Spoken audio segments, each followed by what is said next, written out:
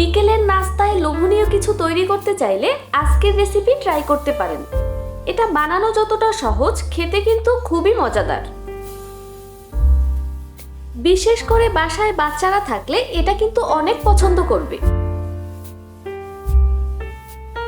আজকে ড্রামস্টিক তৈরির জন্য এখানে আমি 4 পিস মুরগির মাংস নিয়েছি। 3টি লেগ পিসের সাথে এখানে আমি রানের পাশের যে অংশটি আছে সেটিও নিয়েছি। এরপর এখানে বেসিক যে গরম মশলাগুলো আছে সেগুলো থেকে অল্প অল্প করে দিয়েছি। এরপর হাফ চামচ করে আদা বাটা, রসুন বাটা ও লবণ দিয়ে দিচ্ছি। সিদ্ধ হওয়ার জন্য 1 কাপ পরিমাণ পানি দিয়েছি। এখানে পানি দেওয়ার সময় অবশ্যই খেয়াল রাখতে হবে মাংস পুরোপুরি সিদ্ধ হওয়ার সাথে সাথে পানিও যেন পুরোপুরি শুকিয়ে যায়, তাহলে মশলার পুরোপুরি স্মেল মাংসের মধ্যে ঢুকে যাবে। দেখে নিশ্চয়ই বুঝতে পেরেছেন এ পর্যায়ে সবকিছু খুব ভালোভাবে কুক হয়েছে। এবার চুলো থেকে তুলে নিয়ে ঠান্ডা করে নিতে হবে। এবার হাড় থেকে মাংসগুলো আলাদা করে নিয়ে ঠিক এভাবে করে কিমা করে নিতে হবে। এভাবে ছোট করে না নিলে ড্রামস্টিক ভাজার সময় খুলে যেতে পারে।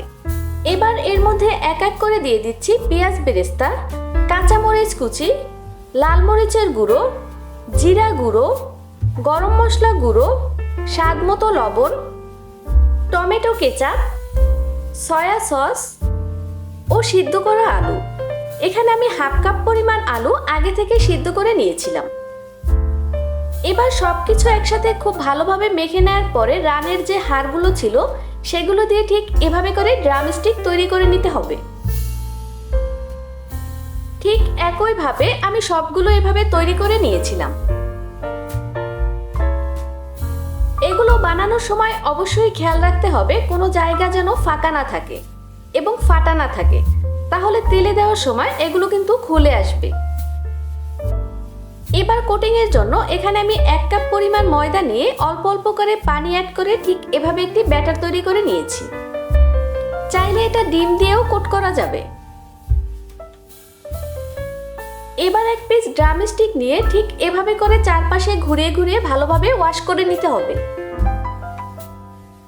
এবার ব্রেড ক্রাম্বসের মধ্যে খুব ভালোভাবে কোট করে নিতে হবে।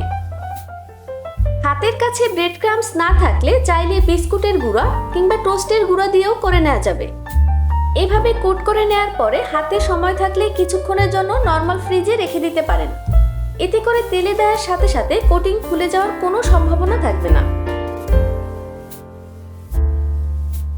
কড়াইতে তেল দেওয়ার পর তা পুরোপুরি গরম হলে এক এক করে দিয়ে দিতে হবে।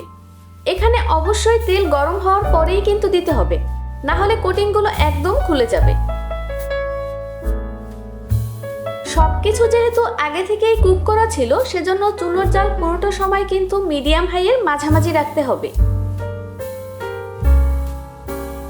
বেশ কয়েকবার উল্টে পাল্টে দেওয়ার পরে যখন এরকম সুন্দর গোল্ডেন কালার চলে আসবে তখন তেল ছাড়িয়ে তুলে নিতে হবে।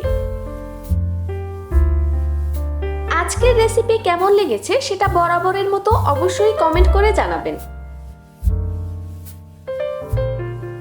এরকম আরো সহজ রেসিপি পেতে আমার চ্যানেল এবং পেজের সাথেই থাকুন।